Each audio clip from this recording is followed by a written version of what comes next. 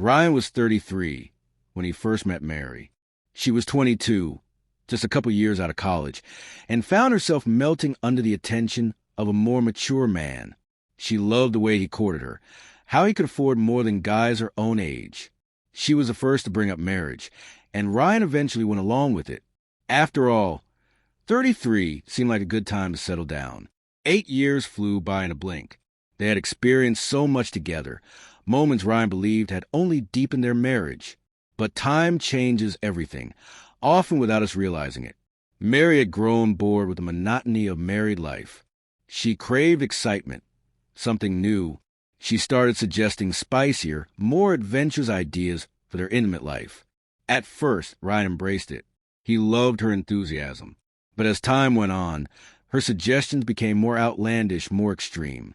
Then, one day, she suggested inviting another couple into their bedroom. Ryan lost it. He yelled at her, telling her never to bring it up again. Mary apologized and said she understood.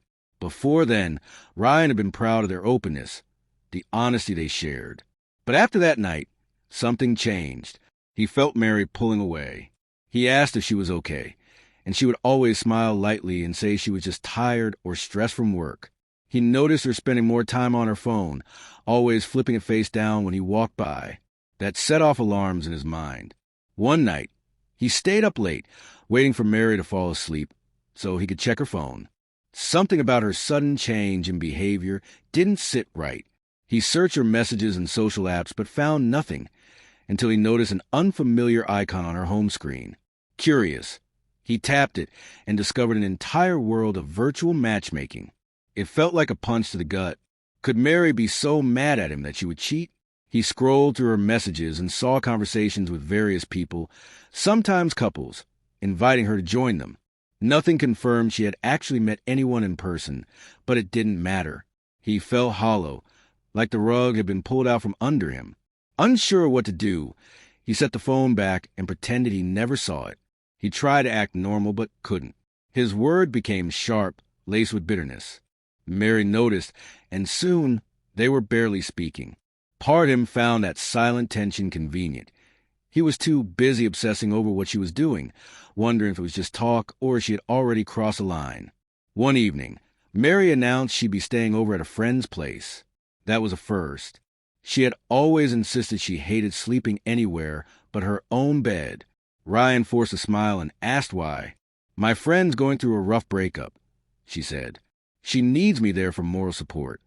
Ryan didn't push further. Mary left, returning the next evening in a strangely cheerful mood.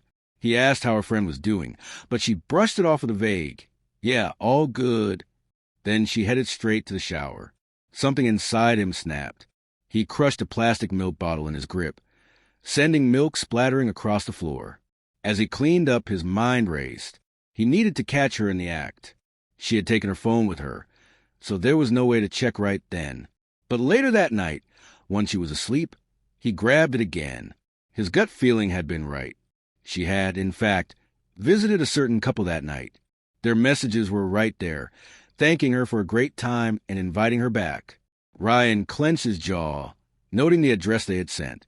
He decided he'd see the place for himself. The next time Mary said she was staying at her friend's, he would go there. It didn't take long. A couple of weeks later, Mary told him she'd be out for the night again. Ryan nodded casually. "Have a good time."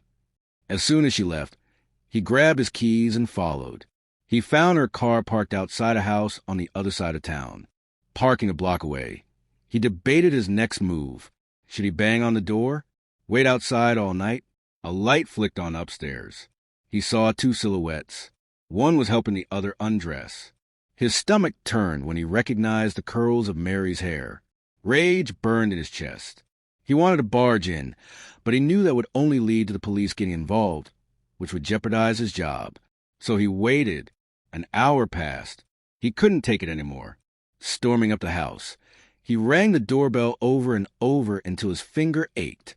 Eventually, the door cracked open, and a man's voice barked, "Cut out, or we're calling the cops." Ryan shot back, "I don't want trouble. I just want to see my wife." That made them hesitate. A moment later, the gate clicked open, and a short man appeared, looking at least a decade older than Ryan.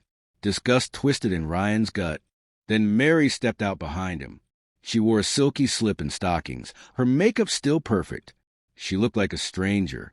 "Get dressed." "We're leaving." Ryan snapped. "You got 15 minutes. Mary didn't argue. She returned shortly in street clothes, carrying a gym bag. The drive home was silent, but as soon as they stepped inside, the fight exploded. They screamed at each other so loudly that the neighbors banged on the walls. Mary shrieked that Ryan had pushed her to this, that he had shut her down when she wanted to explore things together. "I wanted us to do this together, but you shut me out," she yelled. Ryan just stared at her. How could refusing to share their bed with others justify this? To him, no one in a committed relationship would react that way. "I'm taking everything in the divorce." Mary screamed. "The house, the car, everything."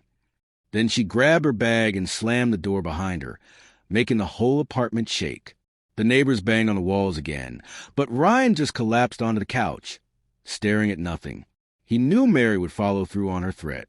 Her father was a lawyer. She had the advantage. After the divorce, Ryan was left with only his car and a small payout from her father for the apartment. He was furious, but too drained to fight anymore. As for Mary, word spread that she had never remarried. A mutual friend mentioned she had thrown herself into a wild lifestyle, getting involved with not just one or two couples, but multiple. Ryan cut them off mid-sentence, telling them never to bring up her name again. He wanted to forget her entirely, like a bad dream,